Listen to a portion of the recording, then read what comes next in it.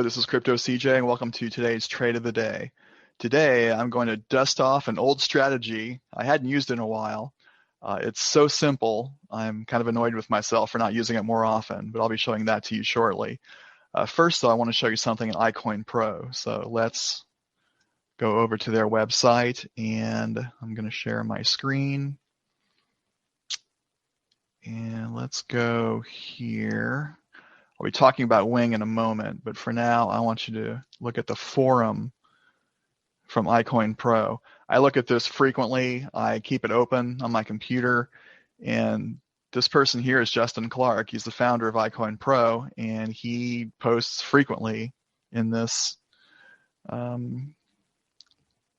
chat box. And here's some free advice. He's watching Uni right now for a potential trade. So this is really helpful. He does an overview of the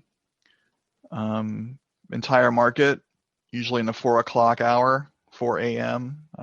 He's in Florida, I believe, on Eastern time. So I'm in Arizona currently on Pacific time.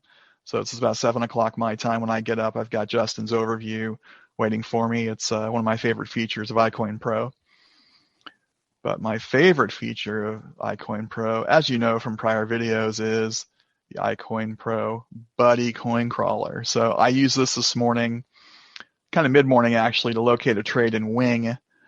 I've changed my sorting. I used to sort this figure here from average low to SMA, but I had to sort through a bunch of junk to get to what I want. So I'm now sorting based on 24-hour volume. So, Bitcoin's always going to be first, Ethereum's usually going to be second, and then you've got the usual suspects after.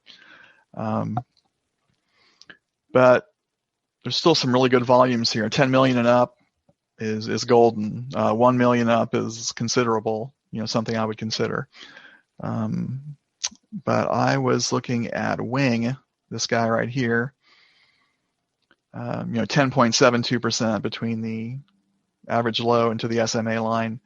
That's the kind of figure I really like. So I open the trading view option and chart and analyze it. So I've got a chart marked up already. So I'm going to work my way over there. And it's hiding.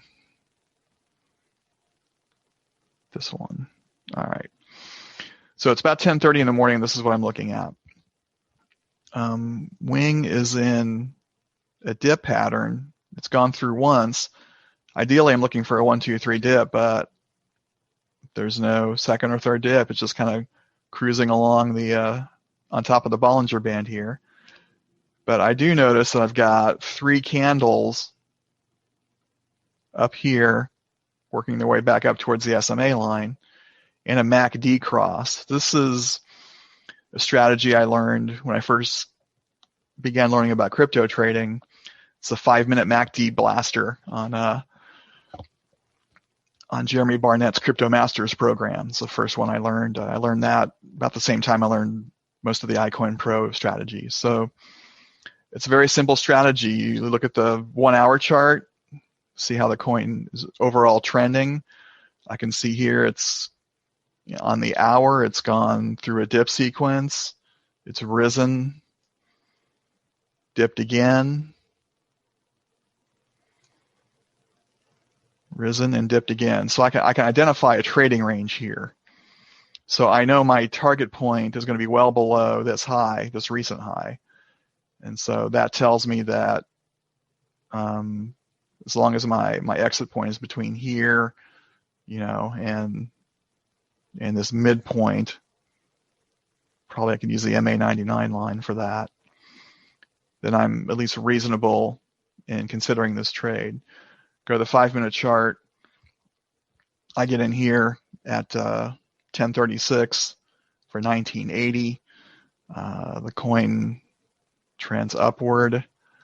I see this resistance here, and I set my sell order. Actually, I set it about 20.70, and then it started to get a little twitchy here, so I went ahead and exited at 20.55. That's a typo there. 36 profit would have been outstanding, but that's not quite right. 3.684% profit in,